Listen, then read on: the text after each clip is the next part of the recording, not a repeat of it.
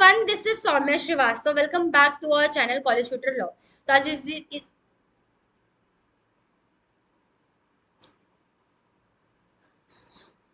Hello everyone, this is Saumya Srivastava. Welcome back to our channel college shooter law. तो आज इस video में हम बात करेंगे कुछ important definition under the BNS, ठीक है, भारतीय न्याय संहिता 2023 के अंदर।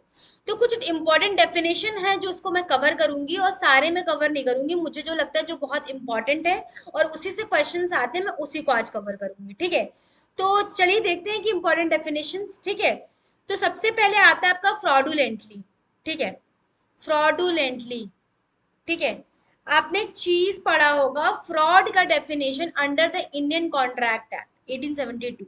तो वहां पे कहाँ डिफाइन है, ये 17 में डिफाइन है। वहां पे फ्रॉड का मतलब बताया कि फ्रॉड का मतलब क्या होता है। Active concealment of the fact, आप किसी तथ्य को छुपा रहे हो जिसको आपको छुपाना नहीं चाहिए था, क्योंकि someone has reason to believe that that is a true. But आप उस तथ्य को अगर चुराते हो तो सामने वाले को आप फ्रॉड कर रहे हो उस चीज से। मतलब कुछ ऐसे पार्ट को, उस मेन चीजें जो छुपा रहे हो जिससे सामने वाले को पता ही ना लग पाए कि वो चीज जो है वो खराब है। फॉर एग्जाम्पल, अगर मान लीजिए कि बाइक है, किसी को बाइक हम किसी को बेच रहे हैं अपनी, तो बाइक का हमें पता है कि जो इंजन पार्ट है वो खराब है, बट हम उससे ये कह रहे हैं कि ये बहुत सही है, बहुत अच्छी चलती है। बट उस सामने वाले को भी बिलीव हो गया कि हाँ ये सही है। बट होता क्या है कि कुछ दिन बाद उसे पता चलता है कि ये बाइक खराब है। तो ये फ्रॉडुलेंटली में क्या, एक्टिव कंसीलमेंट ऑफ फैक्ट, कुछ फैक्ट को हमने ऐसे छुपाया, ठीक है। तो अब हम आते हैं फ्रॉडुलेंटली में। भारतीय न्याय संहिता में फ्रॉडुलेंटली का मतलब क्या है। fraudulently when this intentionally deceive or cheat someone। deceive का क्या मतलब होता है, trying to someone believe that that is a true। आप किसी इंसान को बिलीव करवाते हो कि ये सही है, पर वो सही नहीं होता है, उसको हम कहते हैं डिसीव करना। तो इंटेंशनली अगर आप कर रहे हो तो आप फ्रॉड कर रहे हो, एक तरह के फ्रॉड की, फ्रॉडुलेंटली की डेफिनेशंस में आ रहे हो, आप किसी को चीट कर रहे हो, ठीक है। आप ऐसा काम कर रहे हो कि सामने वाला बिलीव करे कि सही है, बट वो सही नहीं है, ठीक है। Try to someone believe that that is a true but it is not a true in sense, ठीक है। ये क्या हुआ, फ्रॉडुलेंटली हुआ। एग्जाम्पल क्या हो, making a fake document to get a loan. आप क्या कर रहे हो कि बैंक में जाके फेक डॉक्यूमेंट दे रहे हो कि I have a such type of property, I have too much property, I want to take a loan. Making a fake document to get a loan, तो यहाँ पे आप क्या कर रहे हो, आप डिसीव कर रहे हो। आपको पता है कि वो गलत है, लेकिन सामने वाले को आप क्या करो, बिलीव दिलवा रहे हो कि ये सही है, और उस बिलीव दिला पे आप क्या कर रहे हो, लोन ले रहे हो, ठीक है। तो ये हुआ फ्रॉडुलेंटली। डिसऑनेस्टली क्या होता है, a person act dishonestly when they intend to cause a wrongful gain. जब आप रॉन्गफुल गेन करते हो तो वो डिसऑनेस्टली आ जाएगा। समझिए, इस डिफरेंस को बहुत जानना जरूरी है कि फ्रॉडुलेंटली और डिसऑनेस्टली जो होता है हमेशा सेम लगता है, बट वो सेम नहीं होता है। वहां पे क्या होता है, डिसऑनेस्टली में आपको रॉन्गफुल गेन होता है, बट वहां पे गेन नहीं होता है। गेन होता है, जब वो गेन होता है फ्रॉड से तो आप डिसऑनेस्टली करते हो। देखो, जब आपने फेक डॉक्यूमेंट दिया तो क्या हुआ, फ्रॉडुलेंटली हुआ। लेकिन फेक डॉक्यूमेंट देने के बाद आपने क्या किया, लोन पाया। तो लोन जब पाया तो वो डिसऑनेस्टली की डेफिनेशंस में आया। समझ में आया कि कैसे दोनों अलग है, ठीक है। someone और someone wrongful loss to another person। आपने क्या हुआ, दूस बैंक को घाटे में डाला, तो वो क्या हुआ, वो रॉन्गफुल लॉस में चला गया, आप रॉन्गफुल गेन में चले गए, ठीक है। Example, hiding someone's money they can't use for it, ठीक है। ये हुआ एग्जाम्पल। अब हम आते हैं दूसरे डॉक्यूमेंट पे। डॉक्यूमेंट, दस्तावेज, ठीक है। कोई भी डॉक्यूमेंट्स, एनी मैटर, रिटन हुआ, प्रिंटेड हुआ, रिकॉर्डेड हुआ, स्टोर्ड हुआ, इलेक्ट्रॉनिक रिकॉर्ड्स में हुआ, they can be use evidence. Evidence के पर्पज से यहाँ डॉक्यूमेंट की बात हो रही है, ये समझिए। यहाँ पे एविडेंस के पर्पज से जो भी डॉक्यूमेंट अगर आपने मोबाइल में भी रखा है, ऑल्सो वो क्या हुआ, जैसे कि अगर मान लीजिए इस मोबाइल में, मेरे पास ये मोबाइल है, इसमें मैंने हर सारी एविडेंस, जैसे कि मैं अपने अपने खेत का, अपने अपने प्रॉपर्टी का, अपने खेत का मैंने इसमें डॉक्यूमेंट रखा है, प्रॉपर्टी के सारे कागजात रखी हूँ, तो they can also be told as a document in nature. और डॉक्यूमेंट वो कहाँ एविडेंस की तरह यूज हो सकता है, ठीक है। Example hand writing agreement, printed contract, digital Aadhaar card, they can be, ठीक। जैसे कि हमारे मोबाइल में अगर मान लीजिए जैसे कि डिजी लॉकर होता है, ऑथराइज बाई गवर्नमेंट है, वो एविडेंस एक तरह का, ठीक है। फिर आता है गुड फेथ। गुड फेथ एक होता है, एक मेलाफाइड होता है, ठीक है। गुड फेथ का मतलब होता है गुड इंटेंशन। अगर आप कोई काम कर रहे हो वो गुड फेथ में कर रहे हो, बट क्या होता है ना कि कभी कभी वो चीजें गलत हो जाती हैं, आप गुड फेथ में कर भी रहे हो तब भी वो चीजें गलत, तो आप क्या है, आपको पनिशमेंट नहीं मिल सकती। कोर्ट ये समझता है, प्रिज्यूम करता है कि the person is acting in a good faith. The act is done in a good faith when done is honestly, even done is carelessly और विद मिस्टेक, ठीक है। अगर कोई मान लीजिए कि डॉक्टर जो है गुड फेथ में, डॉक्टर फॉर एग्जांपल अगर डॉक्टर है, उसने ऑपरेशन किया और उसको लगा कि वो चीजें सही हो जाएंगी, बट ऑपरेशन से चीजें खराब हो गई, तो वो गुड फेथ में किया और वो इंसान बाद में मर जाता है, तो वो गुड फेथ में काम किया। गुड फेथ का मतलब क्या है, गुड इंटेंशन। आप बैड इंटेंशन से नहीं कि नहीं मैं ऑपरेशन करूंगा क्योंकि अगर ऑपरेशन करूंगा तो मर जाऊंगा, that is called malafide intention, but यहाँ पे क्या है, गुड फेथ है, ठीक है। उसके बाद हम आते हैं reason to believe. Reason to believe, आपको आपको जैसे a person has a reason to believe something if they have enough facts information they would be make any reasonable person believe it.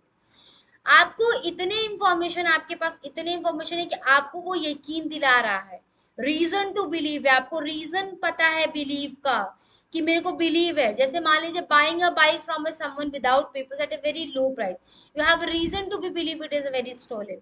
आपको कोई चीज पता हो, आपको अच्छे से पता, आपको रीजन पता हो, बिलीव है आपको उस चीज पे, उसको कहते हैं रीजन टू बिलीव, ठीक है।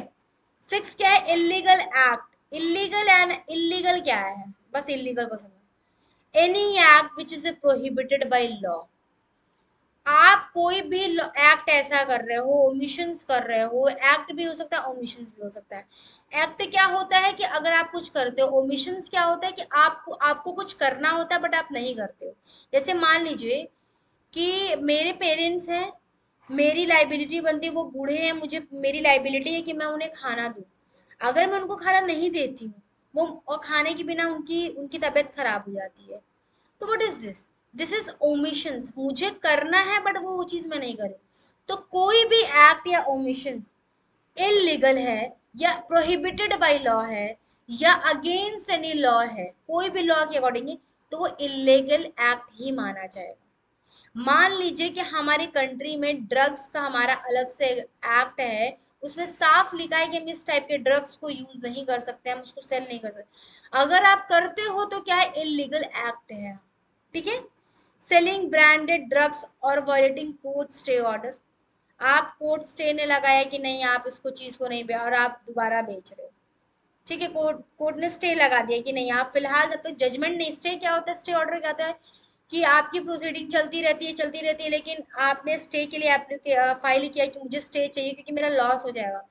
तो आप कोर्ट क्या करती है, स्टे लगा देती है ताकि फाइनल जजमेंट आने से पहले स्टे लगा दो ताकि दोनों पार्टी प्रोटेक्टेड रहे, ठीक है। ऐसा ना हो कि प्रोसीडिंग चल रही है और दोनों बीच में अपने लड़ रहे हैं। मान लीजिए दो सेब के लिए लड़ाई कर रहे हैं, एक सेब के लिए लड़ाई कर रहे हैं दो व्यक्ति, तो उस चीज में कोर्ट स्टे लगाती है कि इस सेब को, आप जिस सेब के लिए लड़ रहे हो उस लड़ाई में हो सकता है कि कुछ भी हो जाए, कुछ भी दंगा फसाद हो जाए, मारपीट हो जाए, तो कोर्ट क्या लगाती है, स्टे लगाती है कि आप अभी शांत रहो, प्रोसीडिंग आने तक स्टे लगाना है। मतलब ना आप टच करोगे उसको, ना उस सेब को ये टच करेंगे और ना लड़ाई बढ़ेगी। तो कोर्ट क्या लगा रही है, स्टे लगा रही है ताकि लड़ाई ना हो, फाइनल प्रोसीडिंग की लास्ट में डिसाइड होगा, जजमेंट आएगा कि किसका सेब है ये, बट कुछ देर के लिए कोर्ट स्टे लगा देती है। इंजरी क्या होता है, injury means any harm caused by a person body mind reputation.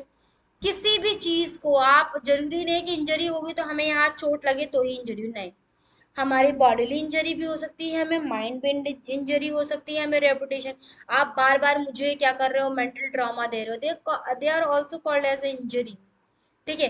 Reputation पे लगा रहे हो, जैसे आप डिफेमेशन क्या होता है, रेपुटेशन पे हमें लगा रहे हो, डिफेम कर रहे हो कि नहीं ऐसी लड़की हमारे करेक्टर पे सवाल उठा, that is also called injury, क्योंकि आप मेरे रेपुटेशन पे सवाल उठा रहे हो, ठीक है। बिटिंग समवन बॉडी हो गया, इंसल्टिंग समवन पब्लिकली, आप समाज में मुझे बेइज्जत कर रहे हो, दैट इज कॉल्ड रेपुटेशन हो गया। डैमेजिंग समवन हाउस प्रॉपर्टी को आप डैमेज कर रहे हो, तो सब क्या हुआ, इंजरी के डेफिनेशन में आ रहा है, ठीक है। उसके बाद ऑफेंस, ऑफेंस क्या है, an offence is a act that punishable under BNS और may be other criminal law enforce. Offence क्या होता है, ऑफेंस मैंने बताया कि कोई भी एक्ट या ओमिशन जो होता है वो ऑफेंस होता है।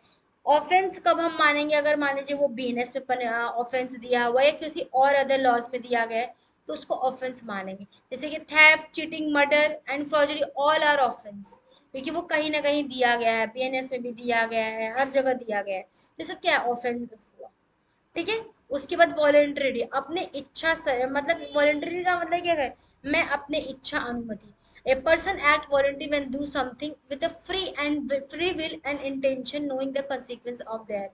वॉलेंटरीली क्या होता है कि जब हम किसी चीज को जानते हुए करते हैं, मतलब मुझे पता है उसकी कंसिक्वेंस पता है, मेरा इच्छा है, तो क्या हुआ, मेरा वॉलेंटरी मन है, मेरा खुद का है, कोई मुझे फोर्स नहीं किया है, कुछ नहीं, क्योंकि मेरी इच्छा अनुमति है और मैं जानती हूँ इसका कंसिक्वेंस, अगर मैं ये काम करूंगी तो इसका इसका रिजल्ट क्या होगा, मुझे सब पता है, तो क्या वो वॉलेंटरी हुआ।